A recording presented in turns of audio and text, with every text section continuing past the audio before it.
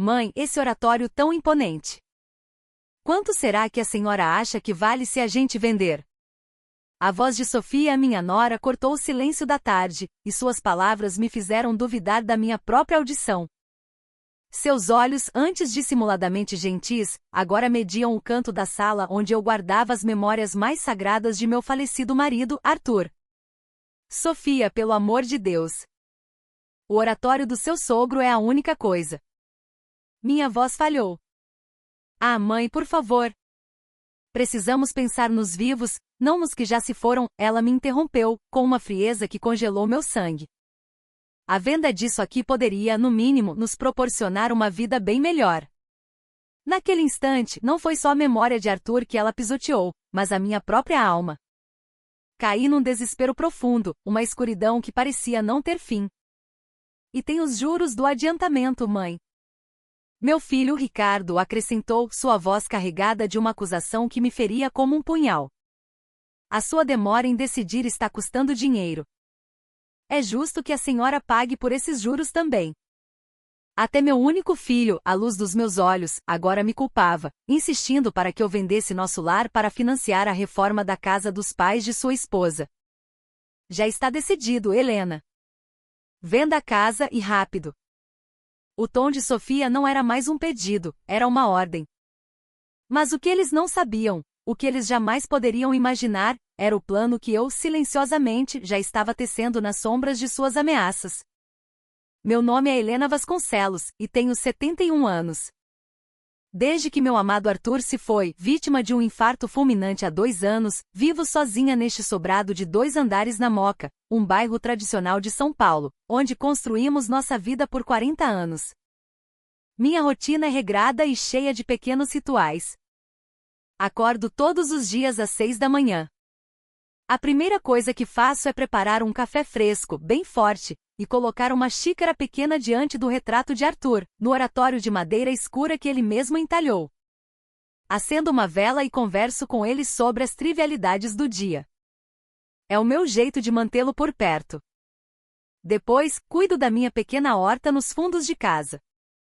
Cultivo tomates, pimentões, couve e um pé de jabuticaba que teima em dar frutos o ano todo. Parte da colheita eu sempre divido com os vizinhos, especialmente com a Dona Lúcia, minha vizinha da casa ao lado. Dona Helena, a senhora é um anjo. Esse tomate tem um gosto que não se acha em mercado nenhum, ela sempre diz com um sorriso que ilumina sua face enrugada. Essas pequenas trocas, esses gestos de afeto, são o que dão cor e sentido à minha viuvez. Antes de me casar, eu fui gerente em uma agência do Banco do Brasil. Durante 5 anos, trabalhei diretamente com crédito e gestão de patrimônio. Essa experiência me forjou. Sou extremamente rigorosa com finanças. Mantenho um livro-caixa desde o dia do meu casamento, há mais de 40 anos, sem jamais ter falhado um único dia. Arthur, meu marido, era um homem igualmente metódico. Todas as noites, sentávamos-nos juntos à mesa da cozinha, e ele conferia minhas anotações. Com você no comando das nossas finanças, Helena, eu durmo tranquilo. Nossa casa está em boas mãos, ele costumava dizer, beijando minha testa. Sua confiança era meu maior tesouro. Meu único filho, Ricardo, tem 45 anos e trabalha como analista de sistemas em uma empresa de tecnologia na Avenida Paulista. Sua esposa, Sofia, com 42, trabalha meio período como recepcionista em uma academia de luxo nos Jardins. A filha deles, minha neta Clara, está com 14 anos, no 9º ano do ensino fundamental, e é a joia mais preciosa da minha vida. Até pouco tempo eu acreditava piamente que nossa relação familiar era sólida e saudável. Ricardo me visitava ao menos uma vez por mês e Sofia, embora mais distante, sempre foi educada, quase polida demais. Clara era meu grude. Vivia aqui em casa pedindo ajuda com as lições de história ou simplesmente para comer um pedaço do meu bolo de fubá. Esta casa, foi herdada de Arthur e está inteiramente em meu nome. Durante o processo de inventário, há 2 anos, fiz questão de ser assessorada pelo Dr. Monteiro, um antigo colega do banco que se tornou um advogado de renome. Ele cuidou de tudo com a máxima diligência. O que meu filho e minha nora não sabem em detalhes é que entre o seguro de vida e o fundo de pensão de Arthur, possuo uma reserva financeira de pouco mais de R$ 1 milhão. Nunca mencionei o valor exato, pois sempre tive pavor de que o dinheiro pudesse complicar os laços familiares. Mal sabia eu que a complicação viria de qualquer maneira. Numa tarde de sábado, o sol de São Paulo entrava tímido pela janela da sala quando Ricardo e Sofia chegaram sem avisar. Mãe, a gente precisa ter uma conversa séria, Sofia começou, com uma expressão grave que eu nunca tinha visto em seu rosto. É sobre a casa dos meus pais. Os pais dela, ambos com seus 70 anos, moram em um antigo sobrado na Zona Leste, uma construção que, segundo ela, estava se deteriorando rapidamente. A casa está cheia de infiltrações, o telhado precisa de um reparo urgente. Outro dia, com a chuva, minha mãe quase escorregou e caiu. É um perigo constante, explicou Sofia, com a voz embargada de preocupação. Nós pedimos um orçamento para uma empreiteira. A reforma completa, principalmente a parte hidráulica e o telhado, vai custar R$ 500 mil, Ricardo continuou, assumindo a palavra. Os pais dela vivem de aposentadoria, não tem como pagar um valor desses. E nós? Nós também não temos essa condição. Então veio o golpe. Por isso, mãe. A gente estava pensando. Sofia hesitou, olhando para as próprias mãos. Se a senhora não consideraria vender esta casa. O dinheiro da venda poderia custear a reforma da casa dos meus pais. Fiquei paralisada. Vender a minha casa, o santuário das minhas memórias, para reformar a casa dos pais dela? Mãe, sejamos sinceros, esta casa é enorme para a senhora sozinha. A limpeza, a manutenção. É um fardo, argumentou Ricardo com uma lógica fria. Além disso, a violência em São Paulo está cada vez pior. Ouvimos dizer que tem havido muitos assaltos por aqui. É perigoso uma mulher idosa morar sozinha. Nós nos preocupamos muito com a sua segurança, Sofia emendou com uma expressão de falsa compaixão. Pensamos que a senhora poderia ir para uma casa de repouso. Um lugar seguro com assistência. Nós estaríamos sempre por perto para visitar, claro. Seus rostos eram sérios, suas palavras ensaiadas. Admito que por um momento a ideia de me livrar do fardo da manutenção me pareceu tentadora. Mas esta casa... Cada canto dela guarda uma risada, uma lágrima, um pedaço da minha vida com Arthur. Nós até trouxemos uns folhetos, disse Sofia, tirando um envelope da bolsa. Encontramos um lugar muito bom, com mensalidade de R$ 3.000. Com a sua aposentadoria, a senhora consegue pagar tranquilamente. Olhei os papéis. As fotos mostravam um lugar limpo, mas impessoal. O valor de R$ 3.000 era para o plano mais básico, um quarto compartilhado com outras 3 pessoas. Somos uma família, mãe. É natural que a gente se ajude, a voz de Sofia era melosa. Meus pais têm a mesma idade que a senhora. Eles merecem um pouco de conforto na velhice, não acha? Eu estava confusa, acuada. Ajudar a família é importante, sim. Mas abrir mão do meu lar, de uma quantia tão vultosa. Preciso de um tempo para pensar, foi tudo o que consegui dizer. Claro, mãe. Mas por favor, não demore muito. A saúde dos meus pais é frágil, e essa situação está deixando eles muito ansiosos. Naquela noite passei horas em frente ao retrato de Arthur. E agora, meu velho? O que eu faço? Sussurrei para a foto. Devo abrir mão do nosso ninho, do lugar que construímos com tanto suor? Mas se for pelo bem da família. Talvez você entendesse, não é? Abri meu diário de capa dura e registrei cada palavra daquela conversa, cada nuance, cada olhar. O hábito de documentar tudo, aprendido nos tempos de banco, era mais forte do que eu. Na semana seguinte, a frequência das visitas de Ricardo e Sofia aumentou drasticamente. De repente, eles estavam na minha casa 2, 3 vezes por semana. E então, mãe? Já pensou na nossa proposta? Sofia começava sempre com a mesma pergunta. Meus pais estão realmente desesperados. Meu pai, coitado com o joelho ruim, vive tropeçando nos degraus gastos da escada. Tenho tanto medo que ele sofra uma queda grave. A expressão de preocupação em seu rosto era sempre a mesma, uma máscara bem ensaiada. Se a senhora não se decidir logo, a saúde deles pode piorar muito, Ricardo pressionava. Mãe, é sério, é perigoso ficar sozinha nesta casa velha. Ouvi dizer que um vizinho a 2 ruas daqui foi assaltado semana passada. Estranho, eu conhecia todos na minha rua e o bairro sempre fora conhecido pela sua tranquilidade. Nunca ouvi falar de tal assalto. E se tiver um terremoto? Ou um desabamento? Essa construção é antiga, pode não aguentar. Certo dia, Sofia apareceu com um novo folheto. Olha, mãe. Encontrei um lugar ainda mais em conta. A mensalidade é de R$ 2.500. Olhei o papel. O valor estava lá, mas era para um quarto com 4 camas, o plano mais básico do básico.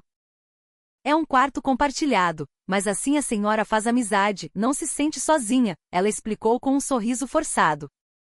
Sua aposentadoria é de uns 5.000, não é?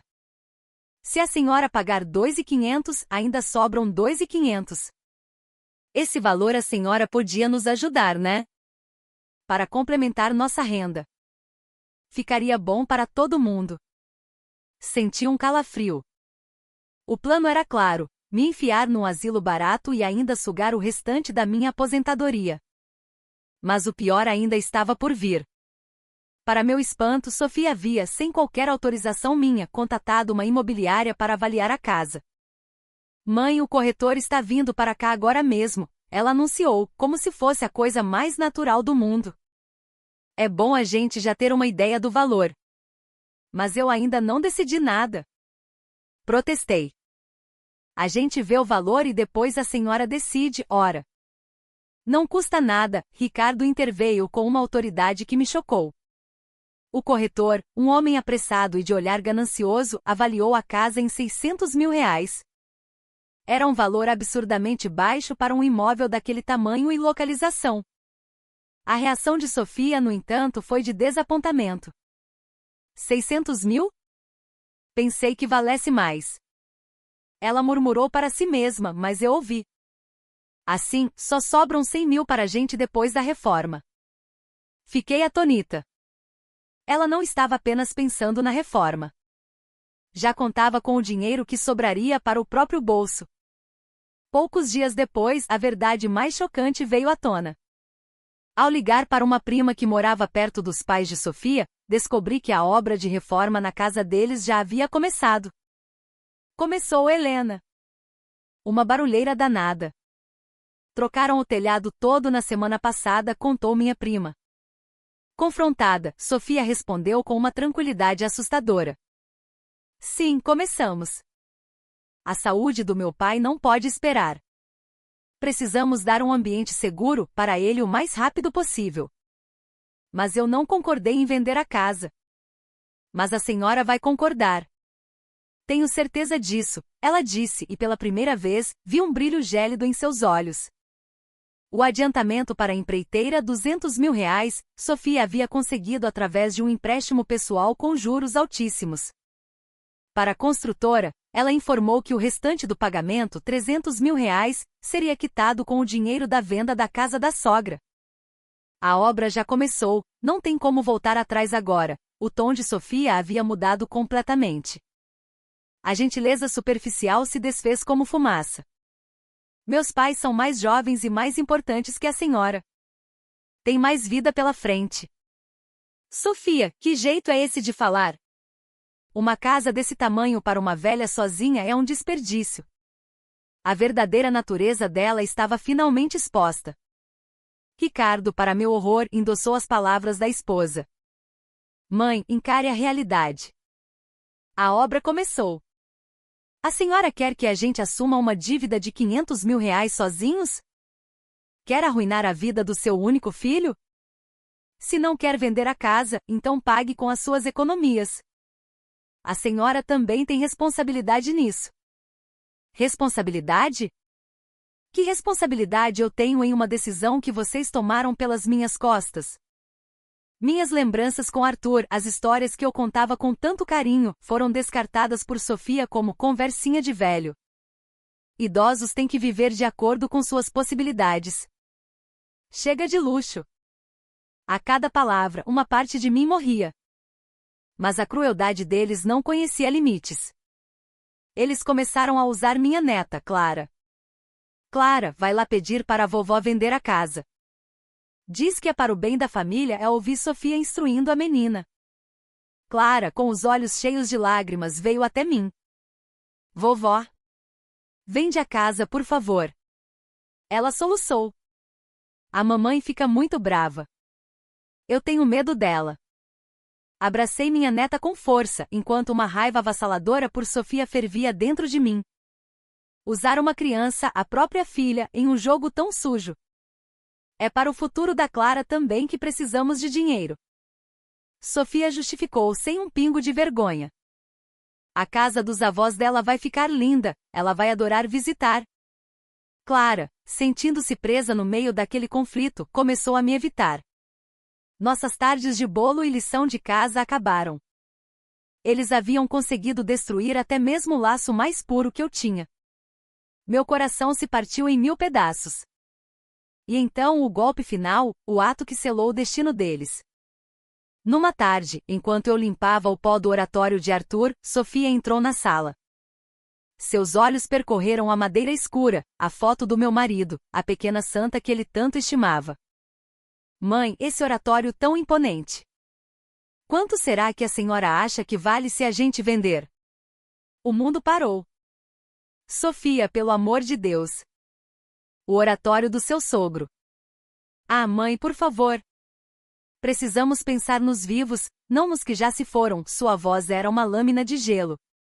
A venda disso aqui poderia, no mínimo, nos proporcionar uma vida bem melhor. Seu sogro lá do céu, com certeza ia querer que a senhora se decidisse logo. A memória do meu marido, nosso amor, tudo foi reduzido a um valor monetário. Caí no abismo do desespero. Se Arthur pudesse ouvir aquilo, seu coração se partiria novamente. A dívida do empréstimo de Sofia crescia a cada dia. Os juros estão correndo, mãe. Se demorar mais, a dívida vai virar uma bola de neve. Ricardo me atormentava. A culpa é sua que não se decide. A senhora vai ter que pagar esses juros do seu bolso. A chantagem e as ameaças se tornaram diárias. Os pais de Sofia também começaram a me ligar, cobrando o pagamento da reforma. Já está decidido, Helena. Venda a casa e rápido. A voz de Sofia era um chicote. Todas as noites, eu chorava em frente ao oratório de Arthur. Não era para ser assim. Esta casa foi construída com nosso suor, nosso trabalho. Por que eu deveria vendê-la para custear um capricho dos pais da minha nora? Eles iniciaram a obra sem minha permissão, e de alguma forma, eu me tornei a vilã, a culpada, a devedora. Mas em meio às lágrimas, algo dentro de mim começou a mudar. Não era resignação. Era uma resolução fria e dura como aço. Naquela noite, peguei o retrato de Arthur nas mãos. Meu amor, eu não vou perder. Não vou deixar que destruam o que construímos juntos. Reli 40 anos de diários. As páginas registravam a evolução da ganância do meu filho e da minha nora. A proposta inicial, a pressão crescente, as ameaças veladas e abertas, a chantagem emocional com Clara, e a blasfêmia final de vender o oratório. Tudo estava lá, documentado. Minha mente de bancária despertou. A lei estava do meu lado. Eu não tinha nenhuma obrigação legal de pagar por uma dívida que não contraí. Pelo contrário, a coação e as ameaças que eu estava sofrendo poderiam ser enquadradas como crime. No dia seguinte, comecei a agir. Com a descrição de uma agente secreta, ativei o gravador do meu celular. E não demorou para que as provas viessem. A gente começou a obra antes da senhora autorizar, mas e daí? A senhora ia acabar pagando de qualquer jeito, né? A voz de Sofia, cheia de arrogância, foi capturada. Se a mãe se recusar, eu entro na justiça como filho e vendo essa casa. A ameaça de Ricardo também gravada. Ele não tinha esse direito. A casa era minha. Se aquela velha morresse logo, a herança teria facilitado muito as coisas. A frase mais cruel de Sofia, dita em um sussurro para Ricardo, também foi imortalizada na gravação. Com um dossiê de evidências em mãos, marquei uma reunião com o Dr. Monteiro. Dona Helena, isso é um caso claro de abuso financeiro e violência psicológica, ele disse, indignado após ouvir as gravações. A senhora não tem, obviamente, nenhuma obrigação de pagar por essa obra. O imóvel é seu, e seu filho não tem direito algum de vendê-lo. Com as provas de ameaça que temos, podemos até registrar um boletim de ocorrência. As palavras dele solidificaram minha decisão. Tracei um plano, um contra-ataque meticuloso que era o completo oposto do que eles esperavam. Primeiro, pesquisei e visitei a melhor e mais luxuosa casa de repouso de São Paulo. Um lugar que mais parecia um hotel 5 estrelas. A taxa de adesão era de R$ 140 mil e a mensalidade 7 mil. Temos enfermagem 24 horas, refeições preparadas por chefes de cozinha, piscina aquecida, academia, cinema e biblioteca. O diretor me explicou durante a visita. Cada apartamento era uma suíte privativa, e o mais incrível, havia um espaço na sala de estar projetado para acomodar um pequeno oratório. Eu poderia levar o altar de Arthur comigo. O que a senhora achou das nossas instalações? Gostaria de fazer a minha matrícula. Paguei a taxa de adesão à vista, com parte das minhas economias. Ricardo e Sofia não saberiam de nada. Em seguida, contatei uma imobiliária diferente, uma empresa de alto padrão recomendada pelo Dr. Monteiro. A avaliação deles foi de R$ 1 milhão. 400 mil a mais que a primeira. Pela localização e pelo potencial do terreno, é o preço justo. Se não tivermos pressa, conseguimos um bom comprador, disse a corretora. Encontramos um investidor que pagaria à vista. O contrato foi assinado.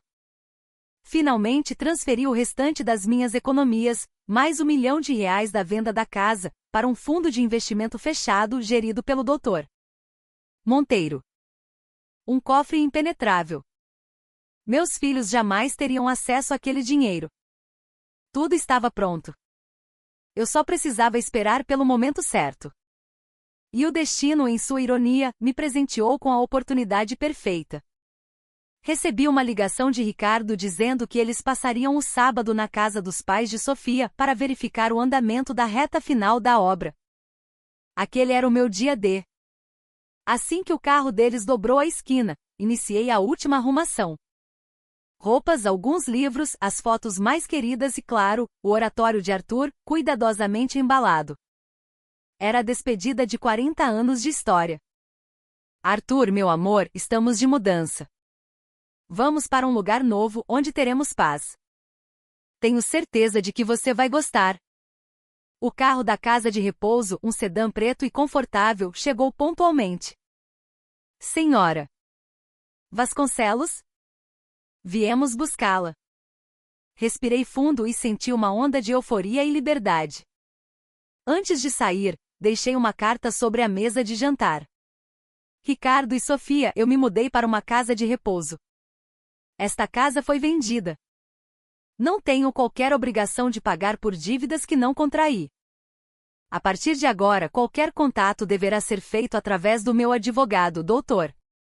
Monteiro. Anexei o cartão de visitas dele.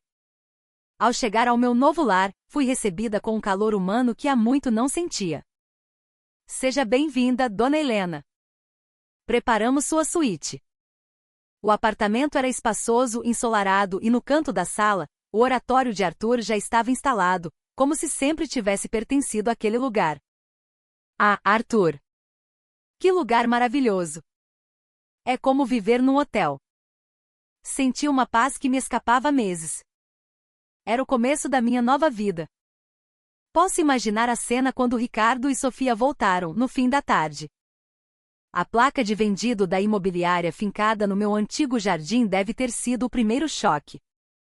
O que é isso? Vendido? A voz de Ricardo histérica. Não pode ser. E a reforma? Como vamos pagar a dívida de 500 mil? O desespero deles devia ser palpável. Eu, enquanto isso, saboreava um chá gelado no lounge da minha nova residência, com vista para um jardim impecável. Meu celular tocou.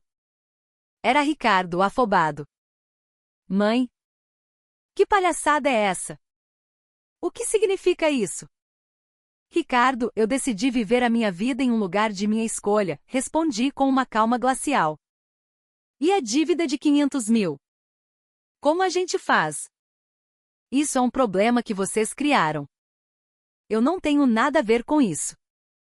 Mãe, a senhora vai abandonar a própria família? Ouvi a voz de Sofia ao fundo, esganiçada. Família? A mesma família que não me respeitou, que pisou nas memórias do meu marido, que tentou me roubar. Não seja ridícula, Sofia. Se você se importa tanto com seus pais, que você os ajude. De mim, vocês não terão um centavo. No dia seguinte, os novos proprietários foram tomar posse do imóvel, e o choque de realidade atingiu Ricardo e Sofia em cheio. A casa não era mais deles nem minha. A empreiteira emitiu o boleto final da obra, com vencimento em 1 semana. Minha vida na residência de luxo era um sonho. Acordava às 7, fazia hidroginástica na piscina aquecida, tomava um café da manhã digno de hotel. O oratório de Arthur ficava em um lugar de destaque na minha suíte. Você não imagina, meu velho, que lugar maravilhoso. Eu contava tudo a ele, todos os dias. Enquanto isso, na casa dos pais de Sofia, o caos se instalou. Nós não temos nada com isso. Vocês disseram que o dinheiro da venda da casa dela ia pagar tudo. Os pais de Sofia jogaram toda a culpa na filha e no genro. No fim, Ricardo e Sofia tiveram que assumir a dívida de 500 mil reais. Com os juros altíssimos, a parcela mensal era de quase 10 mil reais. O salário de Ricardo mal cobria a prestação. Sofia teve que arranjar mais 2 empregos. De manhã, fazia faxina em um escritório, à tarde, trabalhava na academia, e à noite, servia mesas em um restaurante. Meses depois, Clara, agora com 15 anos, veio me visitar. Vovó, que lugar incrível! Ela disse, de olhos arregalados com o luxo do lugar. Eu não sabia que casa de repouso podia ser tão legal. Você é sempre bem-vinda aqui, meu amor. Venha, vamos almoçar. A levei ao restaurante, onde pedimos seu prato favorito. Vovó, posso voltar mais vezes? Sem a mamãe saber? Claro que pode, meu anjo. Você é minha neta amada. Naquele dia, prometi a ela que custearia toda a sua educação, incluindo a faculdade. Criei um fundo de investimento em seu nome. Ricardo e Sofia jamais saberiam. Eles me ligaram inúmeras vezes, implorando por ajuda. Mantive minha posição firme.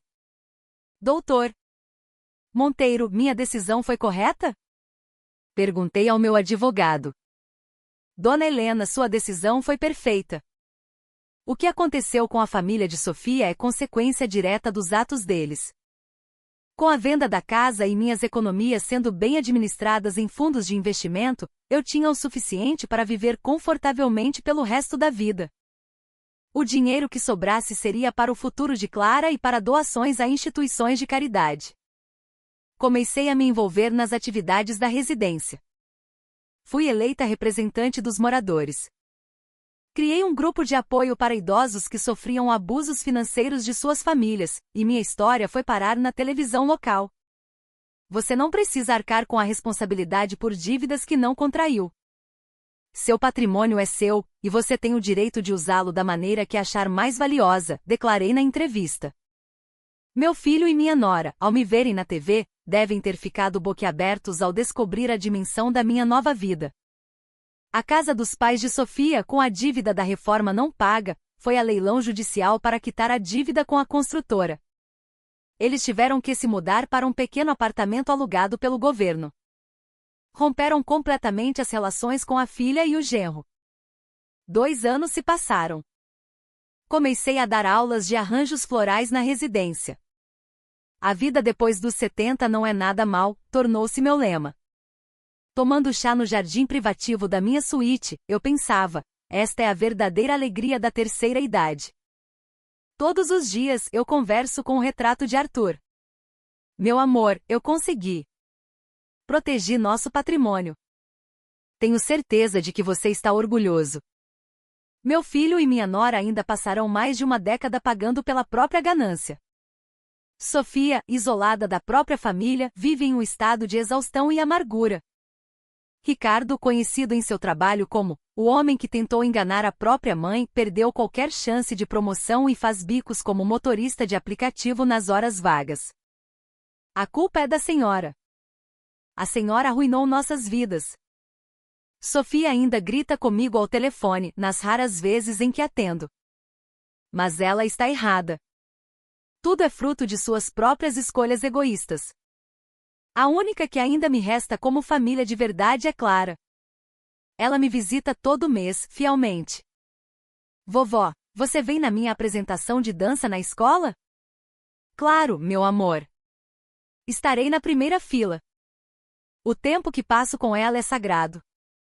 Clara não tem culpa de nada. Na verdade, ela é a maior vítima da estupidez dos pais. Vovó, papai e mamãe brigam todos os dias por causa de dinheiro, ela me conta com tristeza no olhar. Não se preocupe, meu anjo. A vovó está aqui para te proteger. Seus estudos estão garantidos. Eles não precisam saber. O dinheiro vai direto para uma conta que abri para ela. Não confio um centavo nas mãos daqueles dois. Minha nova vida é cheia de descobertas. Nas aulas de arranjos florais, compartilho histórias com outras mulheres da minha idade. No Clube do Livro, debato sobre clássicos da literatura brasileira. Na piscina, troco confidências e receitas com novas amigas. Nunca imaginei que a velhice pudesse ser tão rica e vibrante. E o que mais me gratifica é minha atuação na defesa dos direitos dos idosos. As consultas não param de chegar. Meu filho quer que eu venda meu apartamento, minha nora exige que eu pague as contas deles. Para cada um, eu conto minha história e ofereço orientação. Vocês não precisam desistir. Lutem pelos seus direitos. O Dr. Monteiro agora oferece consultas gratuitas aqui na residência uma vez por mês. Ver o alívio no rosto de tantos idosos que ajudei a salvar de situações parecidas faz com que minha experiência dolorosa ganhe um novo significado. Recentemente dei uma entrevista a um grande jornal. O que a senhora diria a outros idosos passando por abuso financeiro? O repórter perguntou. Eu diria que ser da família não é um passe livre para o desrespeito e a exploração.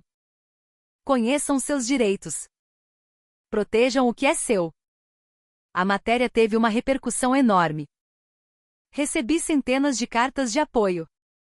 As notícias sobre meu filho e minha nora continuam a chegar. O pagamento da dívida está sempre atrasado, e as cartas de cobrança são uma constante. Sofia adoeceu por estresse e teve que largar um dos empregos.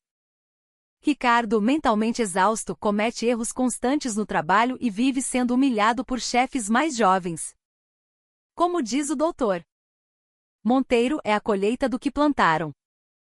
Se tivessem sido honestos, se tivessem me pedido ajuda de outra forma, talvez eu pudesse ter orientado, encontrado outra solução. Mas eles escolheram a mentira, a coação, a ganância. E para isso não há perdão. 3 anos depois, não tenho um pingo de arrependimento. Pelo contrário, agradeço todos os dias pela coragem que tive. Arthur, eu fiz a escolha certa, não fiz? Pergunto todas as manhãs ao seu retrato. O patrimônio que você me deixou está sendo usado de forma digna. Pensar no que teria acontecido se eu tivesse cedido me causa arrepios. Eu estaria vivendo em um quarto com mais 3 estranhas, em um asilo de baixo custo, enquanto todo o nosso dinheiro teria sido usado para satisfazer o egoísmo da família de Sofia. Hoje tenho um lar seguro, uma equipe que cuida de mim com carinho e amigos verdadeiros. Acima de tudo, tenho minha liberdade e minha dignidade. Clara está florescendo. Foi eleita presidente do Grêmio Estudantil e se prepara para o vestibular de medicina. Vovó, é graças à senhora que eu posso sonhar tão alto, seu sorriso é a minha maior recompensa. Eu não contei para eles, mas a senhora é a pessoa que eu mais admiro no mundo, ela me disse outro dia, e eu quase não contive as lágrimas. Obrigada, meu amor. É por você que a vovó continua forte. Quando a primavera chega, os ipês do jardim florescem, pintando o céu de rosa. Olhando para eles, sinto a beleza da vida com uma intensidade renovada. Continuarei a viver do meu jeito, com a cabeça erguida. E para quem lê ou ouve minha história, deixo uma mensagem: não importa a idade, nunca é tarde para recomeçar. Se você está sofrendo um tratamento indigno, tenha a coragem de se levantar. Ser da família não significa que você precise aguentar tudo. Seus direitos são válidos, seu patrimônio é seu. E acima de tudo, lembre-se de que a vida sempre pode ser reinventada. Eu comecei uma nova aos 71 anos.